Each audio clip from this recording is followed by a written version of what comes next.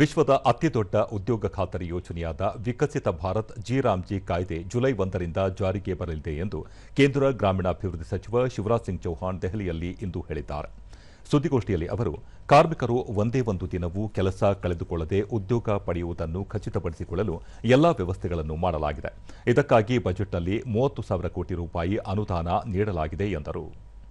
ನಿಯಮಗಳ ಕರಡು ಮತ್ತು ಅಂತಿಮಗೊಳಿಸುವಿಕೆಯ ಕುರಿತು ಸಮಾಲೋಚನೆಗಳು ಇನ್ನೂ ನಡೆಯುತ್ತಿರುವುದರಿಂದ ಕಾರ್ಮಿಕರಿಗೆ ನಿರಂತರ ಉದ್ಯೋಗ ಮತ್ತು ಗ್ರಾಮೀಣಾಭಿವೃದ್ಧಿ ಕಾರ್ಯಗಳ ಪ್ರಗತಿಯನ್ನು ಖಚಿತಪಡಿಸಿಕೊಳ್ಳಲು ಸರ್ಕಾರ ಮಧ್ಯಂತರ ಹಂಚಿಕೆಯನ್ನು ಪ್ರಸ್ತಾಪಿಸಿದೆ.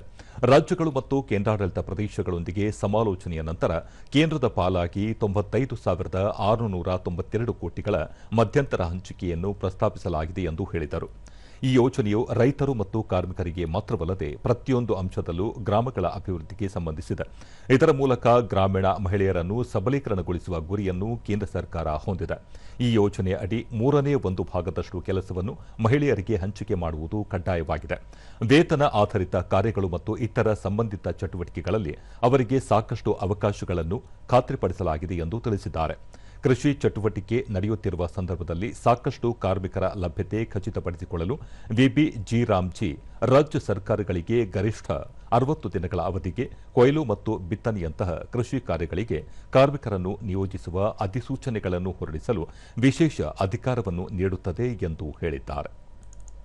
बिना किसी परेशानी के एक योजना से दूसरी योजना में शिफ्ट हो जाए उसके लिए आवश्यक व्यवस्थाएं की हैं।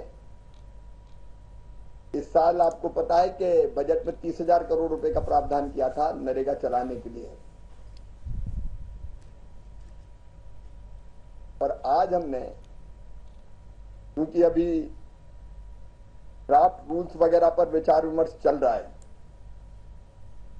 और नियमों को अंतिम रूप देने में कुछ समय लग सकता है, इसलिए कोई दिक्कत मजदूरों को ना आए और विकास का जो महायज्ञ है ग्रामीण भारत के गांव का वो भी चलता रहे, इसलिए राज्यों और केंद्र शासित प्रदेशों को इंटरिम एलोकेशन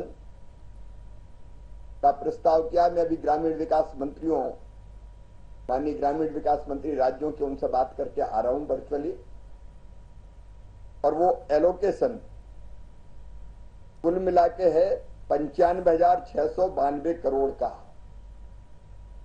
ये अकेला हमारा मतलब भारत सरकार का शेयर है।